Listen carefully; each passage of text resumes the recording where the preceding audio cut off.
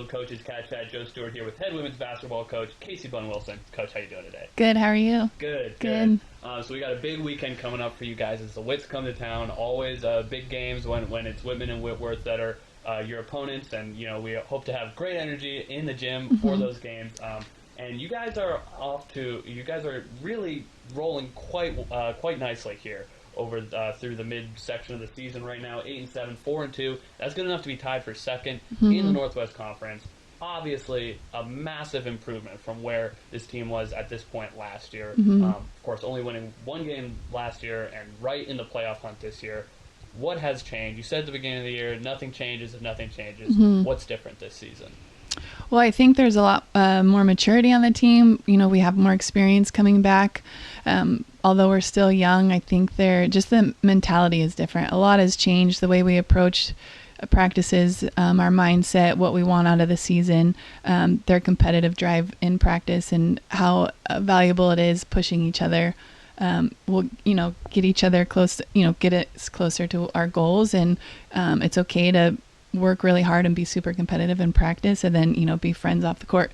So I think there's a little bit more of a little chip on our shoulder, which is great to see, but they're just competing so hard in practice. I'm really proud of them. Obviously, the tone comes from you and the coaching staff, but how would you kind of evaluate this team's in-team accountability? And like you said, being super competitive each other in practice, but then friends off the court. How is the leadership on this team done in holding everybody accountable? I think our seniors have done a great job of just continuing to build our culture. And then just knowing they want to win, they want to do well, they want to be successful. We know that's not the end goal. It's much bigger than that, and the culture of our program and how they're selfless and encouraging each other and positive. And, our bench has so much energy and we feed off that. And so all those little things matter and they're really important. And I just think that all of that combined is helping us right now and kind of getting us over that hump. And we're just playing with some confidence. And like I said, it just comes back to how they're competing and how hard they're working in practice. So let's get into your split weekend this last week, and you go up to Portland and come away with a 65-57 win.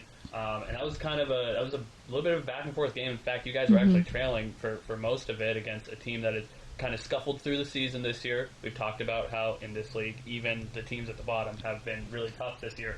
But you guys, in the fourth quarter, outscored the Pioneers 21-5, played one of your best quarters of basketball all season. What did you like out of the team in that fourth, and what did it say that they were able to put those first three quarters behind them and finish strong like that?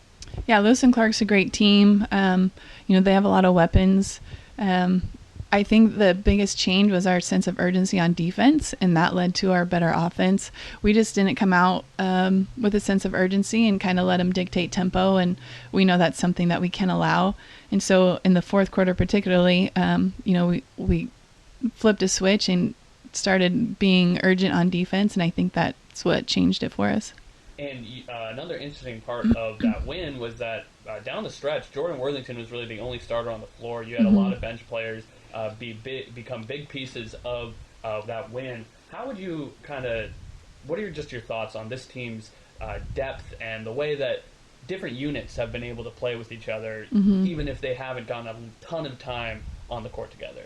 Yeah, I think that says a lot about the character of our team and our players. And we talk about it all the time. We're going to need everybody. You never know when your number's called. You got to be ready. And just game after game, people step up. And it's really good to see. I feel like I'm fortunate to be able to go so deep into our bench and, just really count on anybody. Basketball is a tough game. It's sometimes it's not your night, so where are you going to go? And it's really fortunate that we can go other places if we need to, and we have those bodies. And then with the loss against Puget Sound, obviously not the result you guys wanted, but against a really good team like that, they're not just looking like the best team in the league, they're looking like they could be one of the best teams in the country this year. Kind of a good measuring stick moment when you go up against a team like that, especially with your group being as young as they are. What do you learn about the team, and what do you think the team learned about themselves in that game? Yeah, that was a good test for us. Puget Sound does a great job, and their pressure is relentless. And we struggled with that, obviously. But I was just really proud of the way that we kept fighting. We played to the very end. I was able to play some players that don't play very often, and they worked really hard and played hard. And then our bench was very excited for them. And so the big picture, like I always talk about, that's something that we highlighted after the game was like, you guys went in, you were fearless, you worked hard, you fought to the very end, and everybody was selfless and happy and excited for them. And that was just really great to see for our program. There are technical things that we need to work on going forward, and next time we see them, being able to handle their pressure better, keeping them out of our key and things like that. But I think overall, it's definitely a learning opportunity for us. After a 4-game, a win streak gets snapped and a big loss like that, it can be a little bit deflating sometimes for a team. How was the response in practice this week coming back? Practice has been great. Energy's been really high. They're competing really hard.